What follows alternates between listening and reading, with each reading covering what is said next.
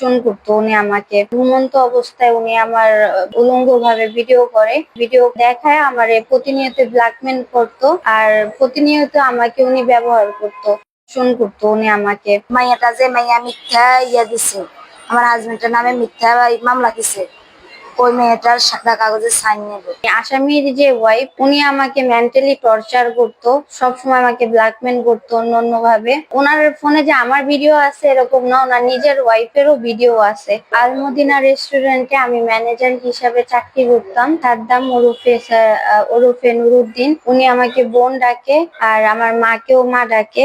যেহেতু ওনার ওয়াইফও এখানে থাকতো, আমি ওনার বাসায় থাকতাম। উনি খাবারের সাথে কিছু একটা আমাকে খাওয়াইয়া দেয় আর তারপরে আমি ঘুমন্ত অবস্থায় উনি আমার উলঙ্গ ভাবে ভিডিও করে, ভিডিও দেখায় আমারে প্রতিনিয়ত ব্ল্যাকমেল করতো আর প্রতিনিয়ত আমাকে উনি ব্যবহার করতো, ধর্ষণ করতো উনি আমাকে। আর এই ব্যাপারটা যখন জানাজানি হয় আমরা থানায় যাই। থানায় যাওয়ার পরে এসআই মমিন ওনার হাতে মামলাটা ছিল।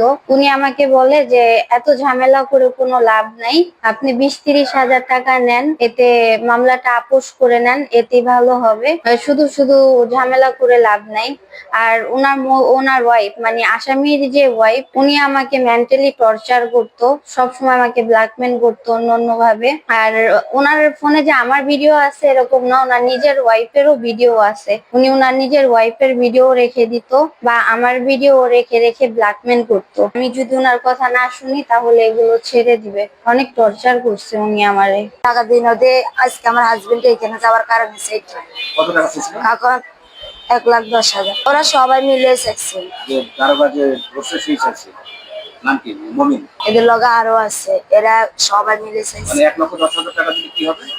মানে আমার হাজবেন্ডে ছাড়ে দিব আর কি, একদম ধরেন খালাস করে দিব মামলা। ওই মাইয়াটা যে মাইয়া মিথ্যা দিছে, আমার হাজবেন্ডের নামে মিথ্যা মামলা দিছে, ওই মেয়েটার সাদা কাগজে সাইন নেবে। কে সাইন দিবে?